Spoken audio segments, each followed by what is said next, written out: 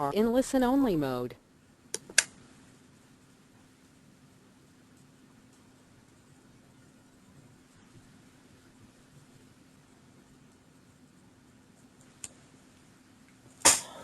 Okay, guys, thank you all for coming this week to our DanceWorks Online overview. This week we'll be talking about posting charges and payments using credit cards through DanceWorks. We're going to do this in a couple of ways. First, we'll show you how to do that on an individual account, and then we will kind of show you how to do that for everyone at one time. And there's a couple different ways you can attack that. Now, for some of you guys who've been with us for a long time, this is going to be old hat to you. You probably, not going to pick up a whole lot, but maybe we'll cover something that you didn't know that you've always wondered, hopefully. But for some of you who are newer, this may be very helpful. I know some of you have signed up just this summer, and you may not have posted charges yet, or payments yet. You may be getting ready for your fall to start and haven't posted tuition charges, and certainly maybe not have run credit cards yet. So we will run through that. I don't think the presentation should take terribly long, maybe 20 to 30 minutes, and then we'll have some time for any kind of questions you guys have. So let's go ahead and get started. Here we are on our DanceWorks home page. So the first thing we'll do is just talk about adding a charge and a payment to an account. A couple of ways that you can go about doing that. So let's just go to an account here. Go to Mr. Brown. All right, so there's a couple of areas that you can do this. First, at the top, you have the option to enter a charge. This screen will just allow you to enter a charge onto an account.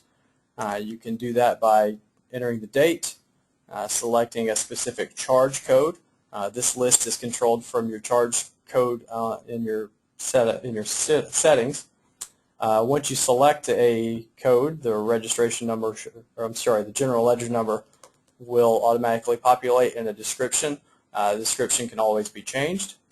When you set up that charge code, if you put in an amount, that amount should automatically populate here as well.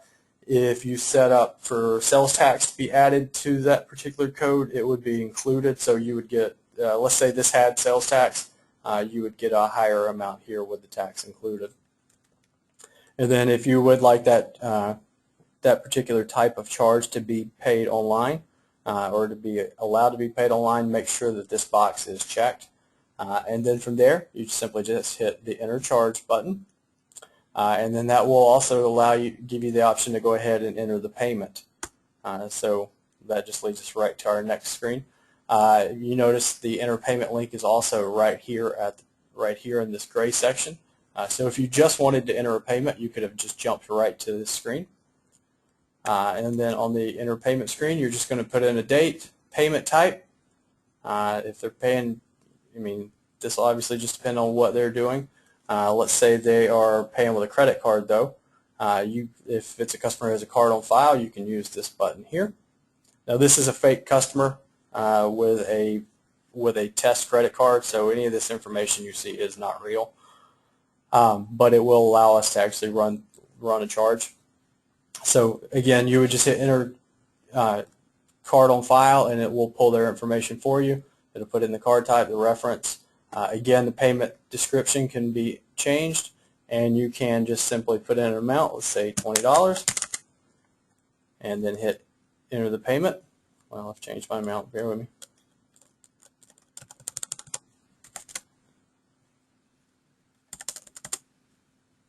Enter payment, and it will give you the processing. Gives you an authorization number to let you know that it was approved. And then you simply choose the charge that you want to apply that payment to. So we'll just apply it to the registration charge that we just entered. Apply. And then the payment is entered. That charge you've applied it to your charge. And then you have the option to print or email a receipt. So you'll hit this button. Here's your email message. If you want to email it, all you got to do is hit the email button. If you want to include either of the parents, you have the option there. Or you can hit print and just print the receipt. Notice the format here, 80 columns if you use just a standard 8x11 paper for receipts. If you use a receipt printer, select the 40 column. And then all you got to do is hit print and you're done. One more thing on this payment screen. So when you go to apply payments, once you've entered them, we normally suggest to apply it to the specific charge that they're paying, but maybe the customer doesn't particularly care and they have a long list of these charges here, like this particular customer does. If you hit this auto apply payment, it will apply that to the payment they just made to the oldest charges first. So you kind of have to base that on the customer. Typically, we think it's probably your best practice just to apply it to specific things, because you might run into customers who are particular about that, especially from what we pick up from you guys about costumes and things like that, or if they're maybe paying ahead or something. They want to know where their money is going. But if the customer doesn't really care, you can hit that auto apply button and it will pay to the oldest things first. So just a little FYI there. All right, so we're going to go back to, and then from this screen you have the option to go from the account transactions or back to your list of accounts. We're going to go back to the transactions, and then actually we'll go back to the account information from there. Okay, so we're back on the account information page. There is one other way of entering a charge and a payment from up here. You have the option to enter them both in at the same time. So you can, let's say miscellaneous, let's say they're buying a pair of tights. We'll stick with the $10. They're going to pay you by check. We're going to put in a check number. And then you hit enter transaction. And then again, you can either print or email the receipt. So it's easy as that. All right, so now back to our account information page for another way of entering some charges. Okay, so once the students are enrolled, this you might use after you've maybe processed a registration or something. You have a couple options here for entering charges. You have the registration charge as well as the tuition charge button. So if you hit the registration charge button, it's going to automatically populate everything for you.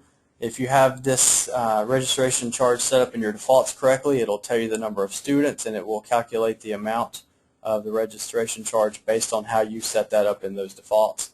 Then all you have to do is hit enter charge.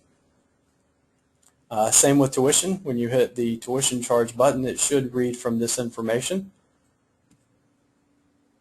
So then that automatically, as I said, populates that information. You have your amount, the total with tax. It'll give you information on any kind of discounts that may be applied as far as student or account discounts.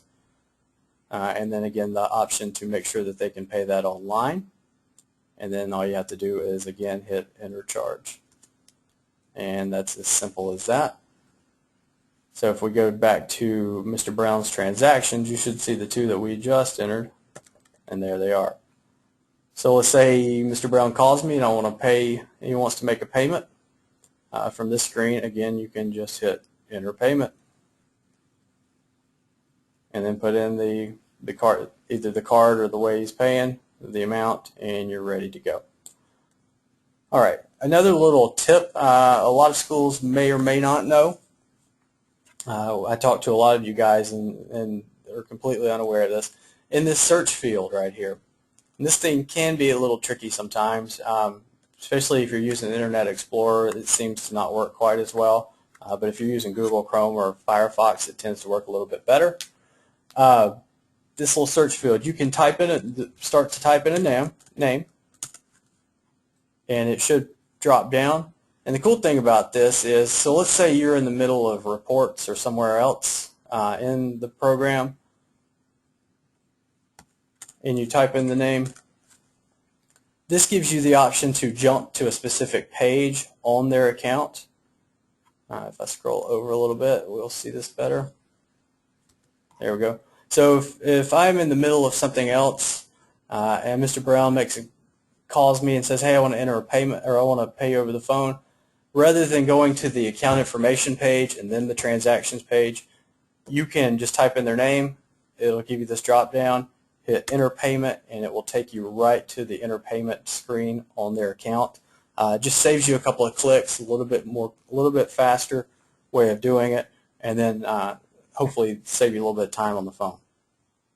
So that is just an easier way, or an easy way to do that, rather than being here, going to your account list, and then scrolling down and finding the person's account. That's typically what when we talk to you guys, we see a lot of you when we talk about an account name, that's the way you go. So that search field can be a little bit easier.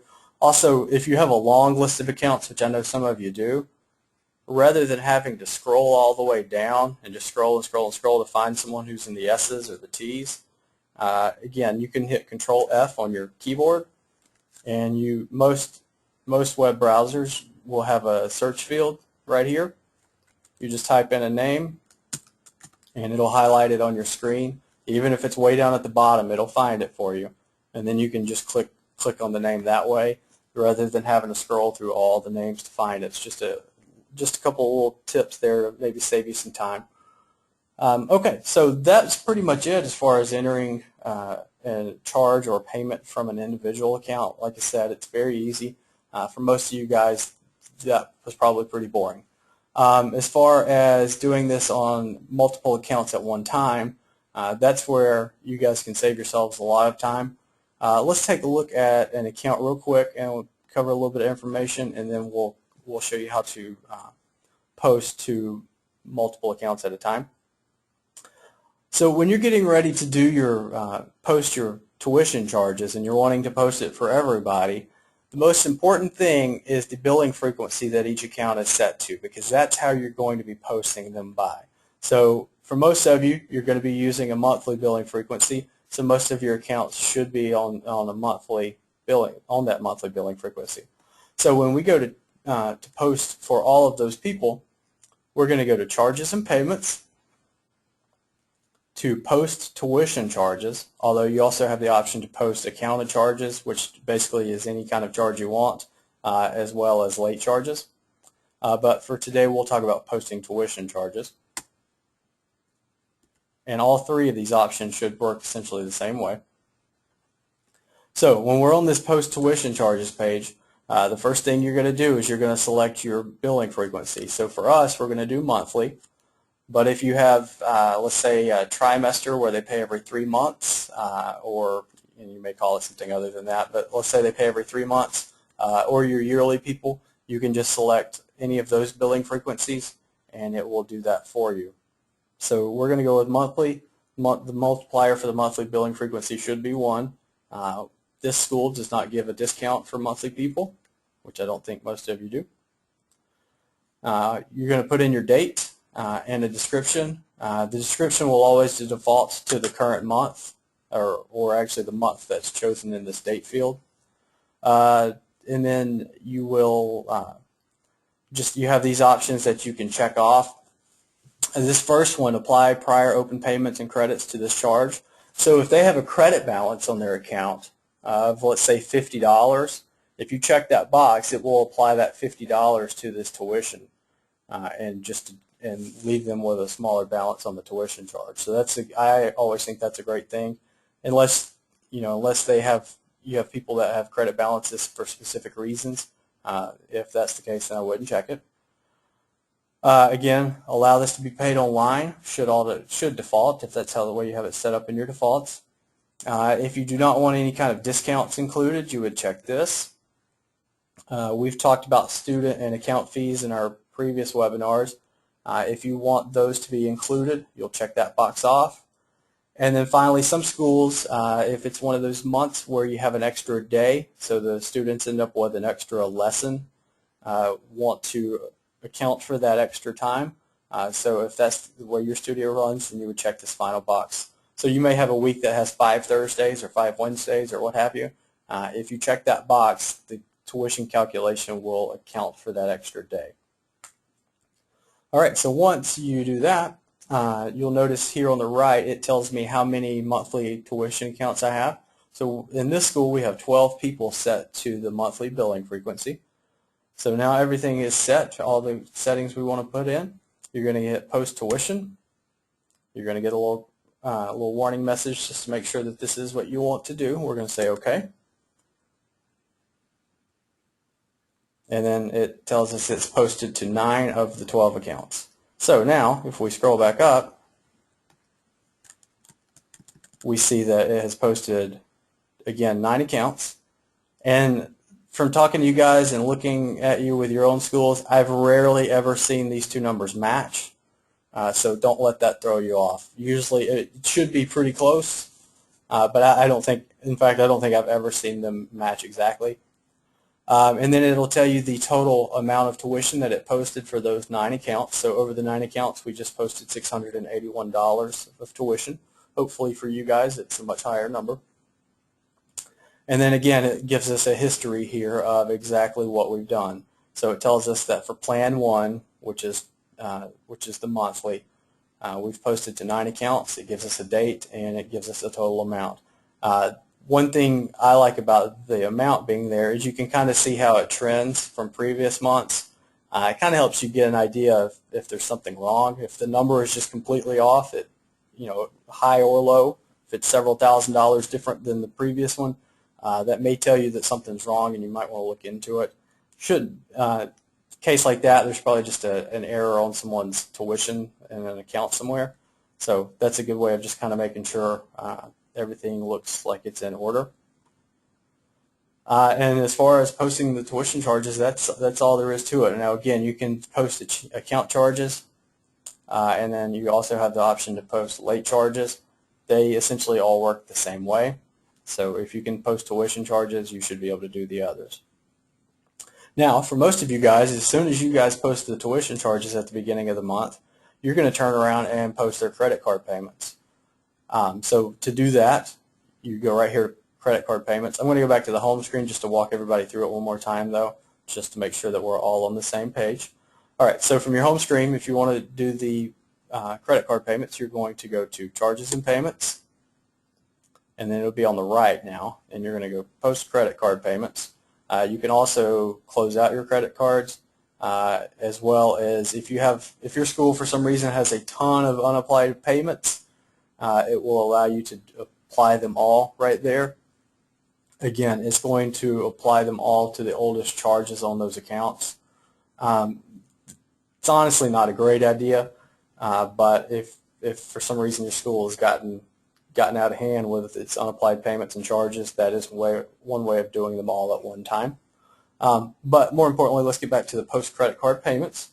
We're going to go here, and then you will see a list of accounts with their credit card information.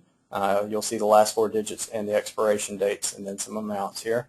So the important things here, you're going to have the option to select a charge type. So if you want to charge them for every open charge on their account, you would obviously hit all. If you're wanting to run their cards for registration, or you have these other options, so you can run the cards for registration, for tuition, late fees, etc.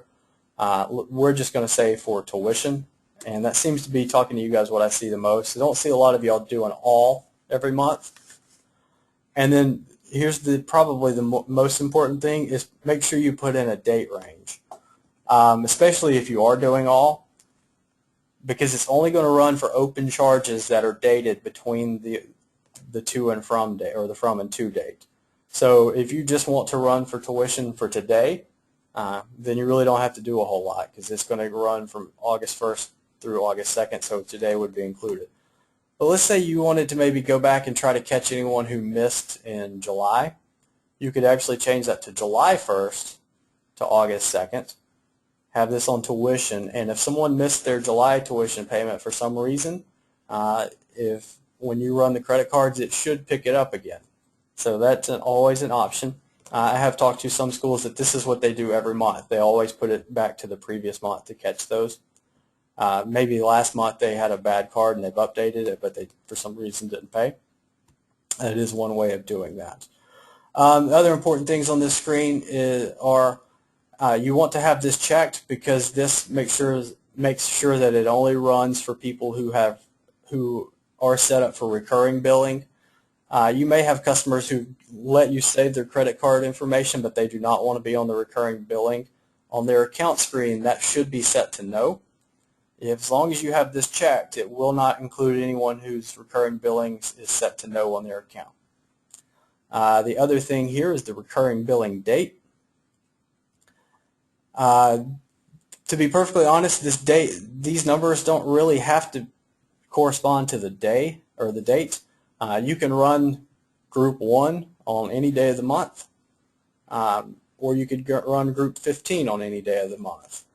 Really the reason it exists is we do have some schools that want to give their parents different options as far as payment dates.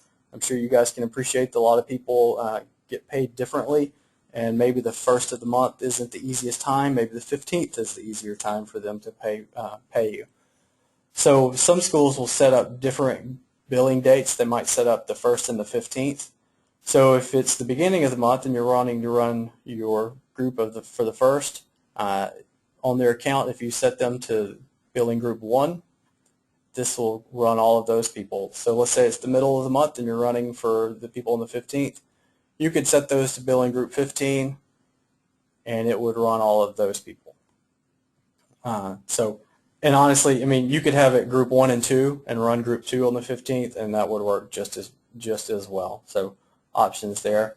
And then finally, you have your payment description here. Now, one thing I didn't point out, you may have not noticed, when I set this to tuition, it actually pulls the amount off of their account. So this is what these people owe in tuition. And then whatever type of charge you choose, that should happen. So we've got everything set the way we want it. And we're going to hit process cards. And then it's going to give you some additional options.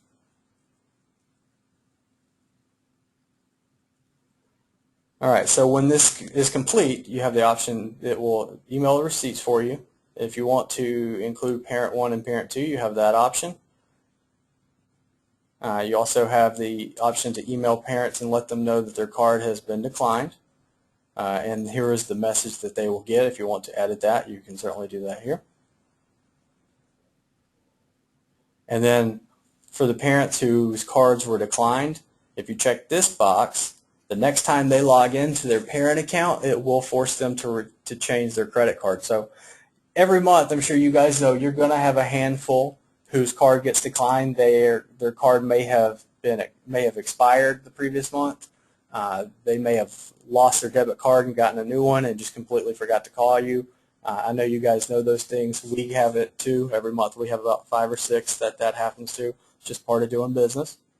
So this is an easy way to try to A, let them know, and B, try to force them to give you an up-to-date card. So we're going to say OK, and then our cards are processing. Now this can take a minute or a few minutes, and the more accounts you have, obviously it could take a little bit longer.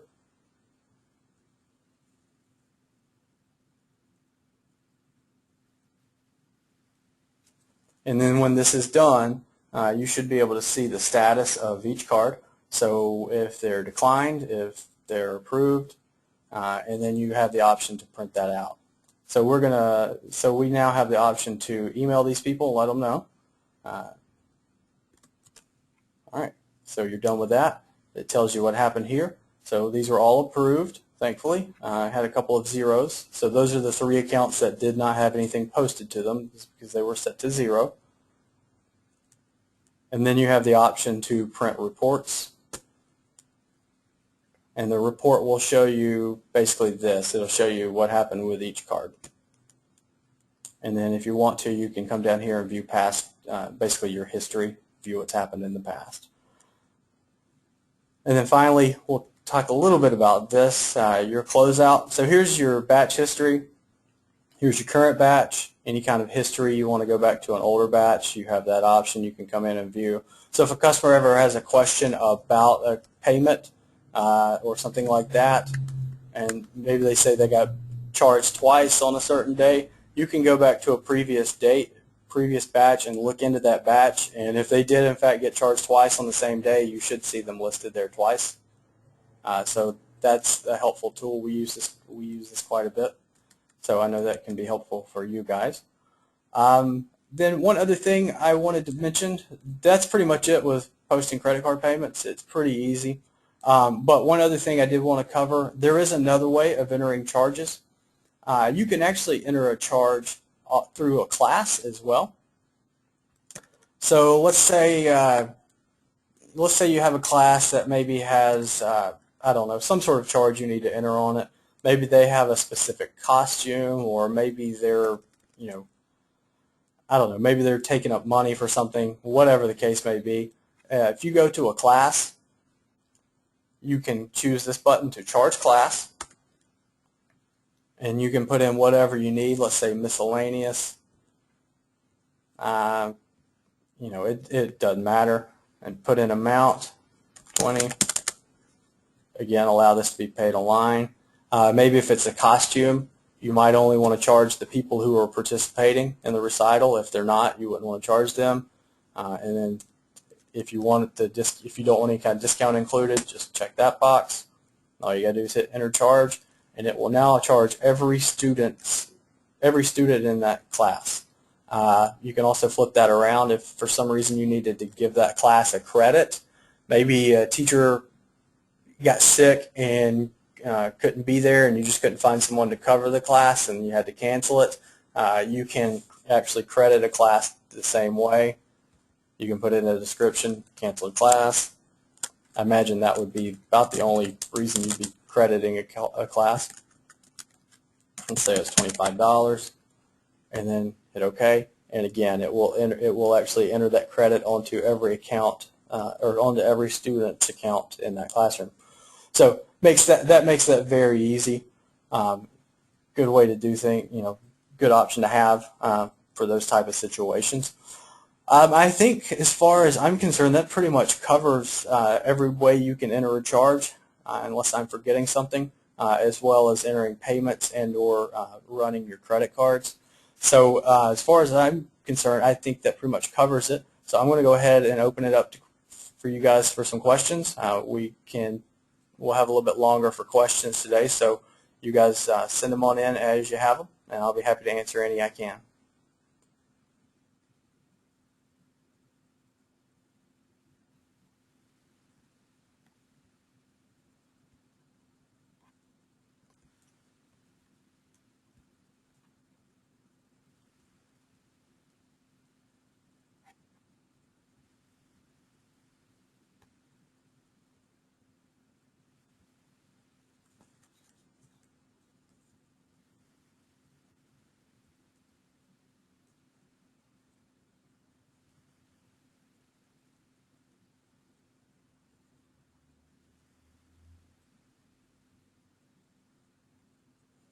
Okay, so someone has asked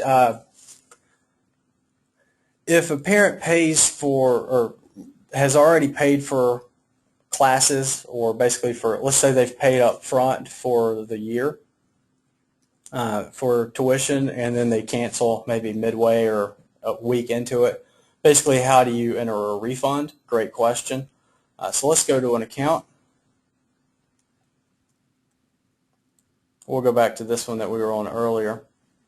We're going to go to transactions.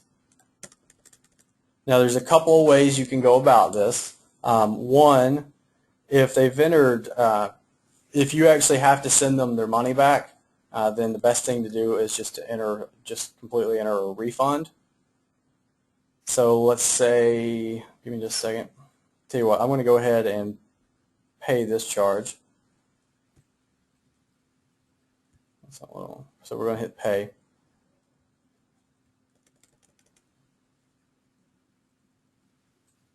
And we're just going to say that they paid by check, just because it's easier. All right. Oh, and by the way, so if you're on their transactions page and you hit pay next to a specific account or next to a specific charge, it automatically applies it for you. It's not an extra step, so just keep that in mind. Okay, so now this person has made a payment. Now let's just pretend that instead of for August, that this was for an entire semester. And then maybe a week later they want to cancel, and they're not going to do it. So if you just want to enter a refund, you're going to come right here to enter refund, and you can actually refund a specific payment. But that's not giving us the one we just entered. Or you can put in a check, or you can put in a specific amount as well. So we'll say this. I imagine most of you would probably prorate that. So let's say instead of 219, we're going to say 200.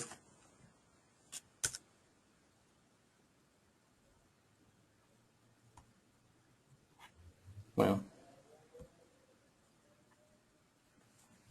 here with me just a second here.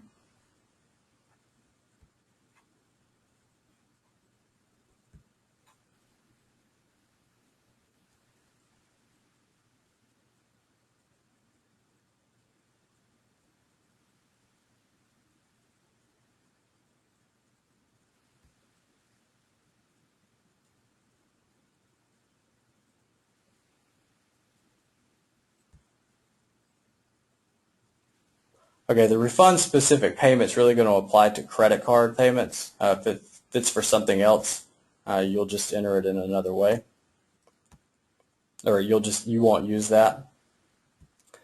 So if it's for tuition, we'll say tuition. It'll populate that. We'll say it's 200, and then you just simply hit the enter refund button.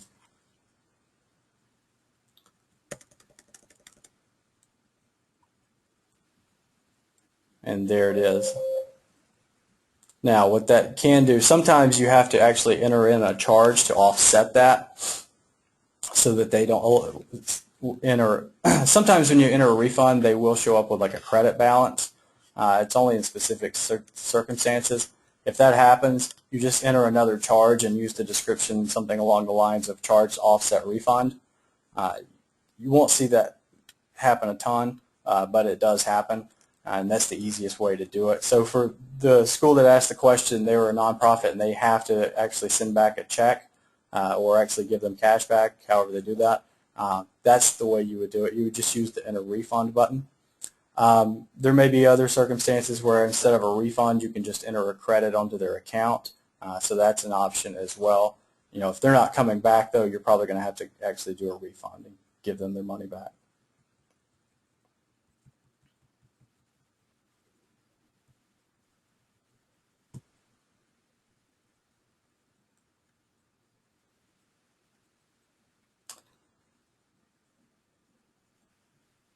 Rebecca, as far as credit cards down in Australia, we don't know yet, unfortunately.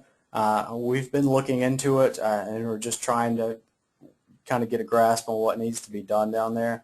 Unfortunately, do not have a time frame for you right now.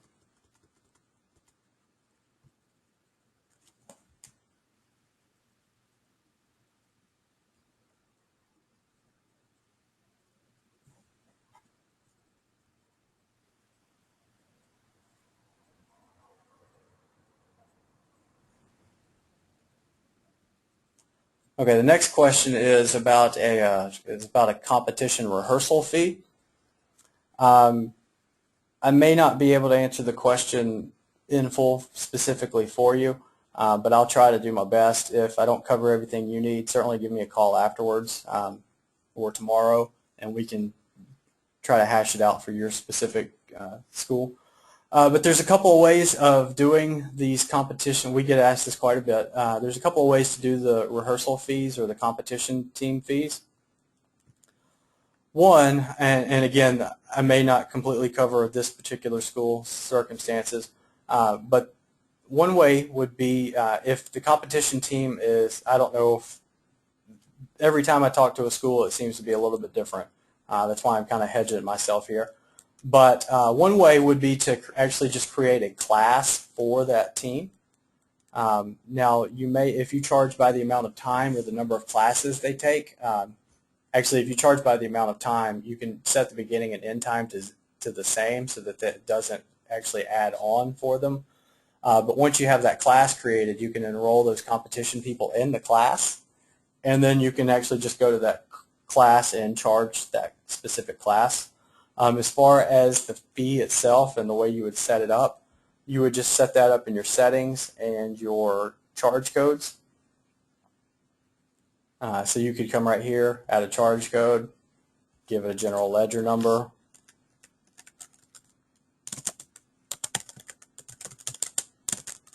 Let's say it's $100. or $10. Let me correct that. And we'll say it's part of their tuition. In our school, we're going to say it's non-taxable, but we will let them pay it online. And then there it is. So now if we go back up to, let's say we go to a class. Let's say we've created a class and just put them in it. We'll just say that this combo class, or actually we'll say that this ballet class, let's pretend this says competition team, and it's got all of our girls who are on that team. We can go right here to charge class, select competition fee, which is right here. We're going to leave this one alone because if they're competition, they're probably in a recital, but this class may not have a recital. It really doesn't matter. And then hit enter charge, and it will charge the account for every one of these students. In this case, it's actually just one student, but it will charge their accounts for you. We'll actually even go look at it.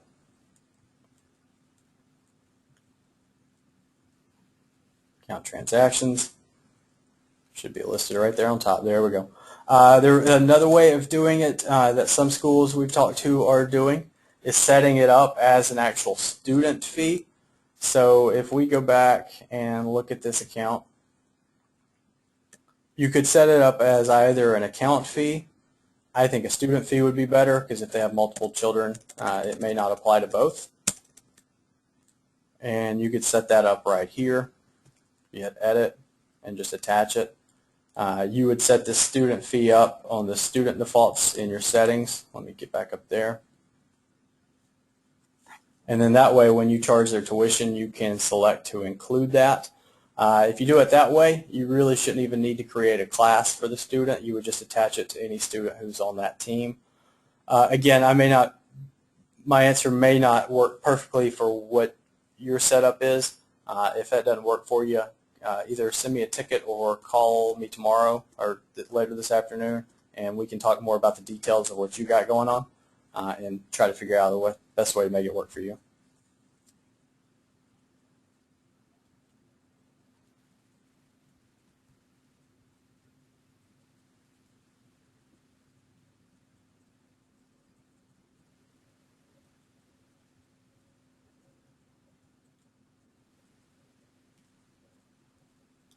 Okay, the next question I got was about the amount of detail that comes in the batch reports. That information is generated through PowerPay. It's not something that we do. Specifically, they asked if there would be a way for it to show what they bought. I don't want to speak for PowerPay. That's something you'd want to contact them on. I'm guessing probably not.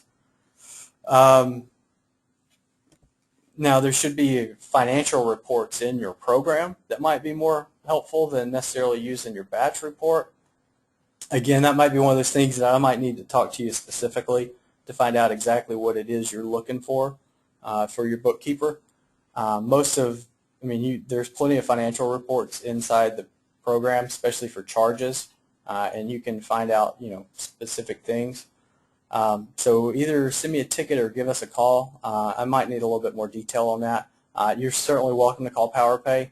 I have a feeling, though, that they're not really going to be able to tell you what, I just don't think they're going to have that ability.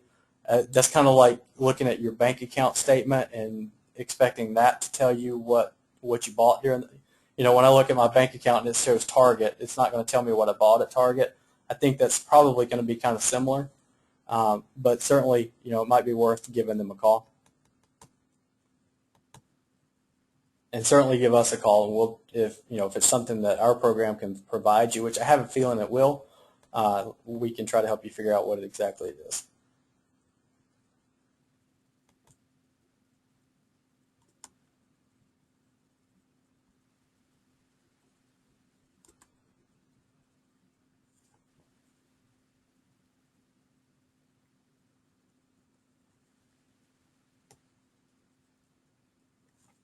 Okay, the next question is when someone signs up, so when one of your customer registers, is it best to go ahead and charge them the first month manually, as in through their specific account, or is it better to wait and charge all of the schools at the same time?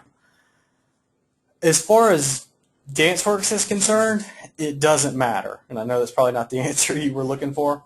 But honestly, it doesn't. That's more of a school preference thing. I personally, I mean, and I kind of think it probably kind of depends on the timing of when they sign up as well.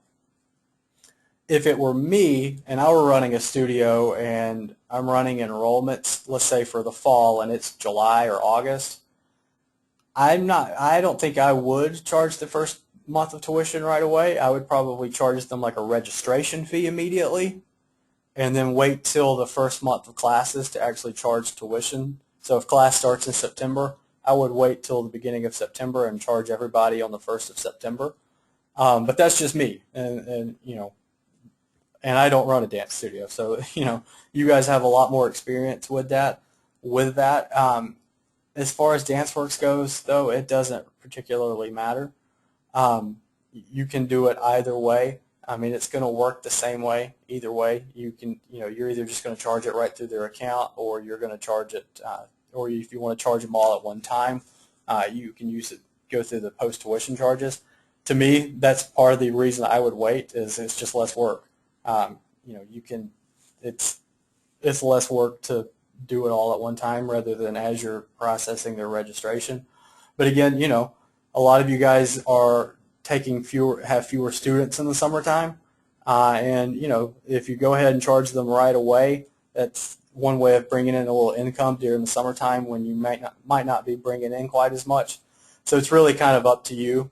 There's no set in stone way to do it as far as DanceWorks is concerned.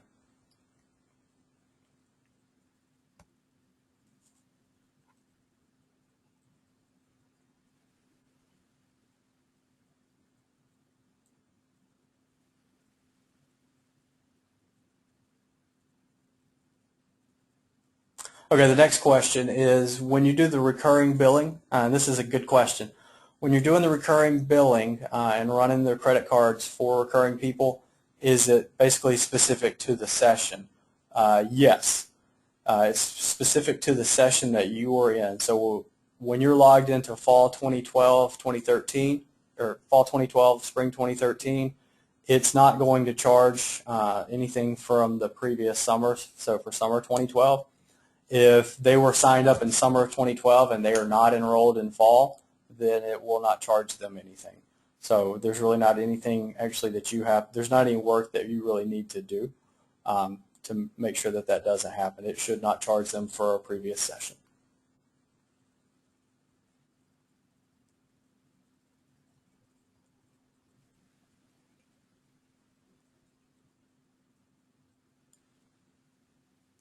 Next question is, when I charge a class, will the sibling discount go through? It kind of depends on how you have the discount set up and what you have it set up for. And then again, if you noticed, you can set those discounts up to where they only apply to specific types of charges, like maybe tuition. So if maybe you're charging a class for a costume or something, it wouldn't apply anyway because it's not tuition. But when you go to charge class, if you do not want a discount, well, maybe I'm lying to you. That was when I was doing the credit, I believe. But no, it should. I mean, it just kind of depends on how the discount's set up. If the discount's set up to apply to everything, and it's on that student, then yeah, it would. If it's only set up to apply to, say, tuition, because this is a tuition charge. There it is. Okay, I knew I wasn't crazy. Because if this isn't a tuition charge, then it wouldn't apply. Plus, it gives you this option. So if you basically, even if it is turned on, you can check that box and make sure that it doesn't apply.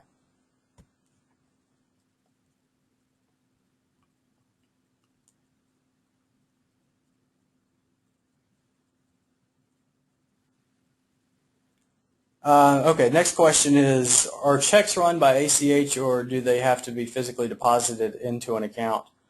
As far as DanceWorks and PowerPay goes, there's not any really automated debit or ACH. So if they're going to pay by check, they're going to have to hand you the check and deposit it. Otherwise, they would need to pay online using a credit or pay using a credit card.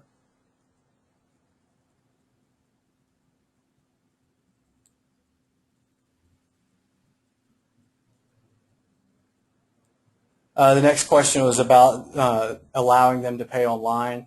Yeah, that would be for the parents to be able to pay online, and unfortunately for you, Rebecca, since you're down in Australia and credit cards aren't an option, unfortunately that's not going to be an option for your studio.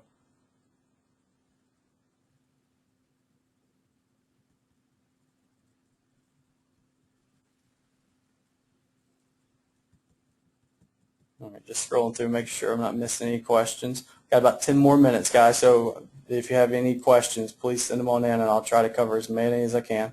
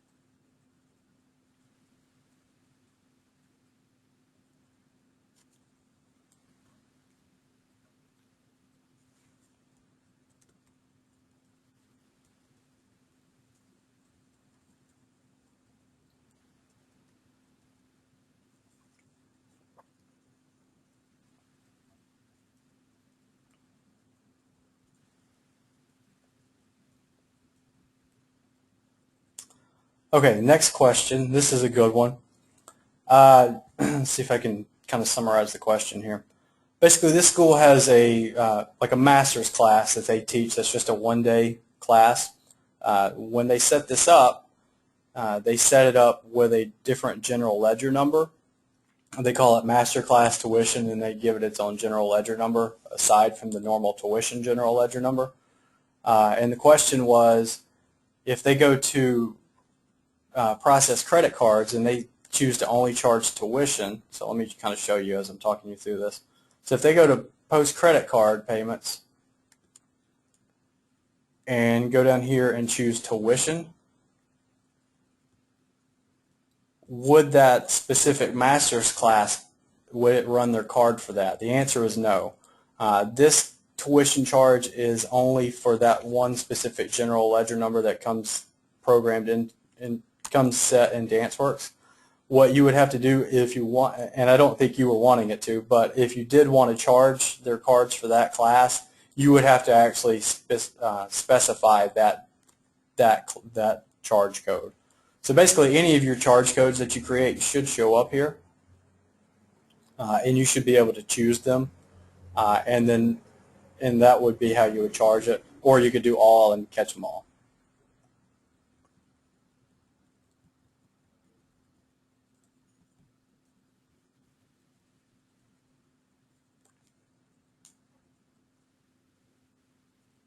Okay, so the next question is, where does the tuition charge come from? And yes, it does come from what's on the account screen. So let me jump back here. So if we go to our account, you'll see that this particular account is set up, and their tuition is $205. This is where it bases that. Now, this actually does not include any kind of discounts.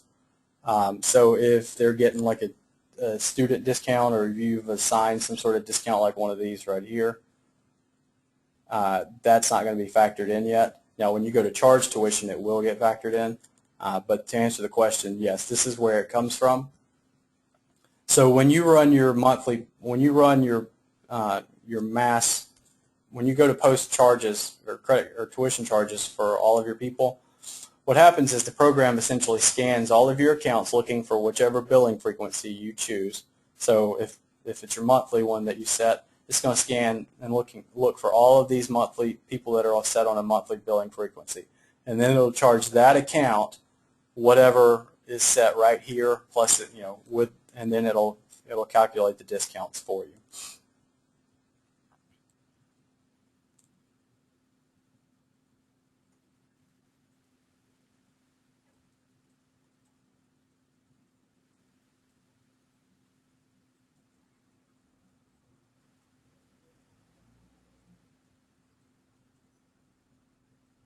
Next, one other question is about the billing frequencies. How do you add them in? I'm going to kind of go backwards on this. To change it as you're creating an account, you would just hit edit here, and then you can choose from here. But to actually set this list up, you're going to go to your admin, you're going to go to settings, and you're going to go to account defaults. And then you have this table that's already built here for you, and then you can edit any of these that you need to edit. The top of and then that drop-down list we were just looking at is going to be in whatever order these are in. So when you create an account, it's going to default to whichever one's on top here. So for most of you, it's monthly. That's why it's number 1 on the list. Now, let's say you're trying to set one of these up. We get a lot of questions about these multipliers and what are they. Basically, most schools put in their tuition, when they set up their tuition in the tables, that's a monthly amount. So these billing frequencies are really, when you think about it that way, it makes it a little bit easier to understand. So for monthly, your multiplier is going to be 1, because you're going to take whatever that tuition amount is and multiply it 1 for 1 month. If you bill them every 2 months, then you want the multiplier to be 2. So basically this multiplier is just however many months are going to be in that billing frequency. Let's say you decide to do an annual tuition. We'll change this one right here. I'll walk you through actually changing one. So if you need to change one of these, you're just going to hit edit. And let's say we want to change this to annual. So these are people who want to pay in full up front. Let's say that this school's year is basically 10 full months. So then we would change our multiplier to 10. And I know a lot of you guys do this. Since they're going to pay up front, let's say we want to give them a 10% discount. We'll put that at 10. Make sure this is set to percent. And we actually don't want we don't want them to see this online. So then we'll hit save, and you're done. So what happens is when you go to charge someone who's set on this billing frequency for tuition, you'll change their account. Tell you what, we'll actually just go in and do one. We got a few minutes, we can do this.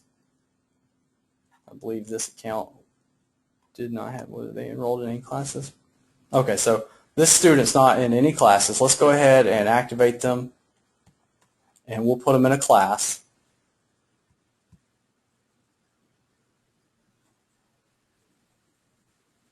There we go.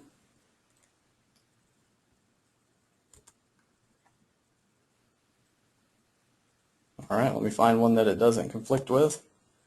There we go. Okay, so now the student's enrolled. We're going to go back to the account, and you can do that just by clicking on the account name right here.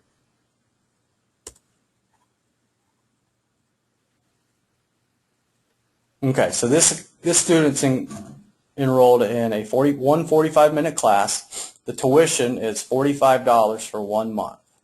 So if we come here and change this to annual, it's going to multiply that student's tuition by 10, and then it should factor in a discount. So their tuition before the discount should be $200 for 1 year. So you figure in a 10% discount, that should put their tuition at, I believe, $180, if I'm doing that in my head correctly. So when I go to hit this tuition charge, there we go, $180, and then it throws in the tax for you. You hit enter charge, and you've just charged their account.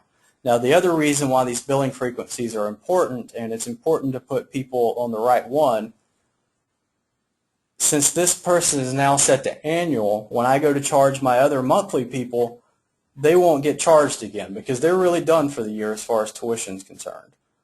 They're paying you up front, so there's no reason they should be getting any other kind of tuition charges entered on their account. So that's another reason why these billing frequencies can be really important. And as you enroll them, you need to make sure you have them on the correct one.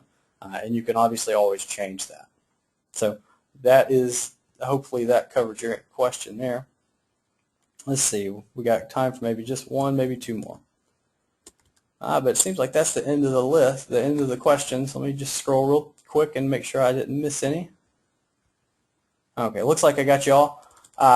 again, if you guys have anything, any other questions, or if I didn't answer the question in full for you, or more specifically, your school needs, I may have not covered a detail for your school because they're all different. Either give us a call later this afternoon or tomorrow, or send us a ticket with the details, the way you set things up, and we will try to answer that as best we can for you. Guys, it was great talking to you today, and you will get an email next week, and hopefully we'll see you next week. Have a great day.